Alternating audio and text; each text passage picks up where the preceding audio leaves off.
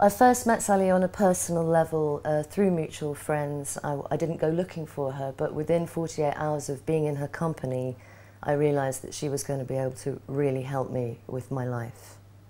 I was intensely sad and intensely angry. And I didn't know, I knew it felt wrong and it felt really uncomfortable to live with, but I didn't know it was wrong. I didn't know it wasn't how everybody else felt. And I also thought that's the way I'd been born and there was nothing I could do about it. And I would get myself into some terrible, terrible depressions, terrible, violent, angry fits.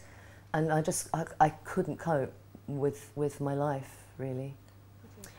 After that initial piece of work, it was so clear that there was more that I could do with Sally to help myself to deal with these resolutions, these problems that was happening. It took a period of time and quite a few sessions from different ways and different angles. For me, I didn't trust anybody because of this terrible sadness and terrible anger. And so at the age of 22, I finally found someone who I could trust for the first time in my life. And also I knew no matter what, whether I was horrible, vile, staring at the carpet depressed, or bitch from hell, screaming, pulling my hair out, you know, ratty, she cared. She cared about any part of me that I was displaying. Every step of the way, every breath, every sigh, every moment, every feeling, every sensation that as a client you go through, she's right beside you all the way. The main original sadness for me was that when I was 3, my 18-month-old baby brother died in quite a nasty way. And obviously I, as the grown-up Claire, knew that I'd had an 18-month-old baby, brother who died. But nobody talked about it, and I didn't really know how it had happened, why it had happened, where I was, what was going on. And I found out. We worked together, and I found out that that was the original sadness for me, and it was excruciatingly painful to find that out on a mental level. I actually found him. I didn't know that. You know, I found all these things out about it, and going through that real agony. She's right here. She's right here. And sometimes it's like her hand is actually in your heart, holding your heart sometimes. But not, you know, there's no directive, no leading, she's just holding you. I was always terrified of what people thought about me. I thought people were talking about me behind my back because of all the things that surrounded this death. So there was all this enigma and mystery about it.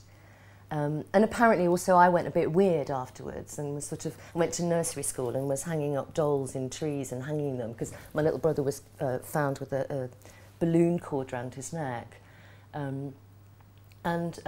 Nobody told me that I'd done these crazy things, and sometimes I've done drawings or I've written poems, or I just get angry for no reason, like triggers that come out. And so to be able to realise what all this was about, and to be able to actually see it for what it really is, and have it in it's almost like have it in its right place.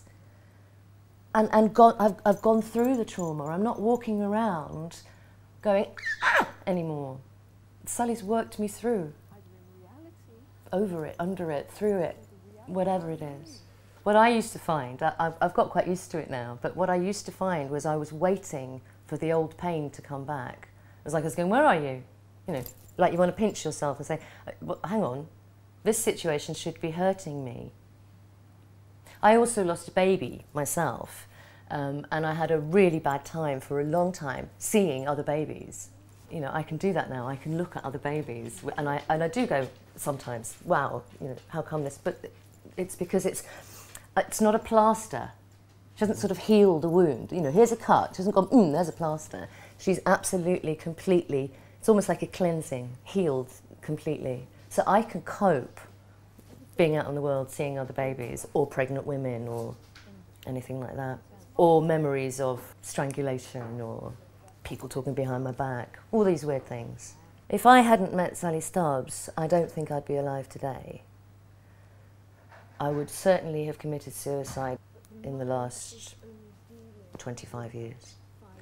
If there's anybody out there who's sad, angry, got feelings of like they think they're suffering from depression, or just weird, strange feelings that they don't know how to deal with, anger, anything that they don't understand, go and see Sally. She's going to help you, really.